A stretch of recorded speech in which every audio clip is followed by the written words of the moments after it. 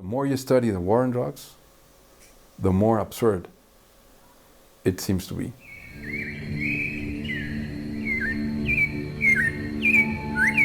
Guatemala is a country that has everything to offer to be a peaceful, wonderful, and progressive country. But let me tell you a story. Last year, a friend of my kids, she had studied at TCU, great student. She had become known very well to her professors, and they liked her, admired her. She had done some work on international relations. And then she went to study at LSE, a master's.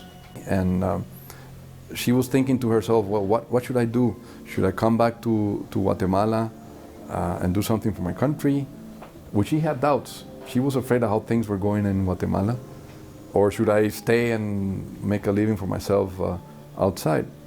Well, she decided to come back, and in the process of actually taking that decision, as a young lady, they like to go out. They went partying. They were having some after-night tacos in Zone 10, not far away from here. And unfortunately, she happened to be in the middle of a shooting between drug lords. And one of the loose bullets cut her head, and she died instantly. So this story I'm telling you is of somebody that especially my kids knew very well, but this happens in Guatemala all too often. More than 5,000 deaths a year. Well, the war on drugs in Guatemala certainly has destabilized the country. If you think about the numbers, you'll get an idea why. I was reading not long ago in a piece in Wire that they had done a study on how much, what is the value, the market value of the cocaine that goes from Colombia to Mexico, which nowadays, most of it, about 90% goes through Guatemala. It didn't used to be that way because it used to go in the Caribbean. But once the DEA and the United States decided to attack the Caribbean trafficking, it was all brought inland to Central America, and especially Guatemala. Now, that amount of cocaine represents $40 billion a year from Colombia to northern Mexico. This is before entering the US market. Well, that number alone is about the size of the whole economy of Guatemala.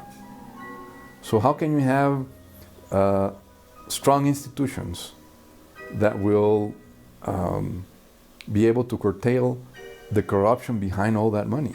I cannot give you exact data, and I don't have field data on this, but this is something that Guatemalans talk about.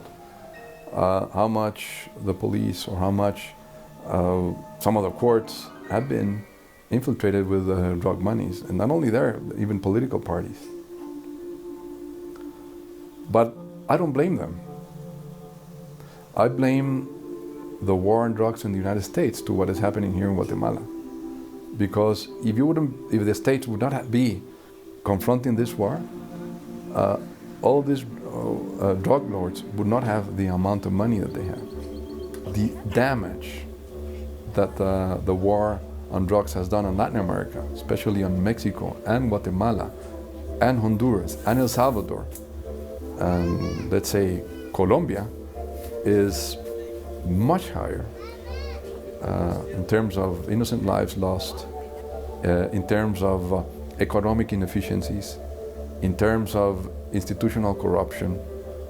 It's much higher than the worst thing that you can imagine in Iraq or Afghanistan.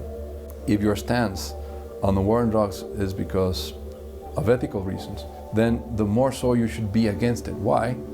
Because the more you should be responsible for your own life and those of your kids. Don't delegate that to the US government.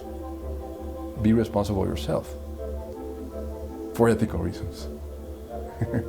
¿Verdad? ¿Verdad?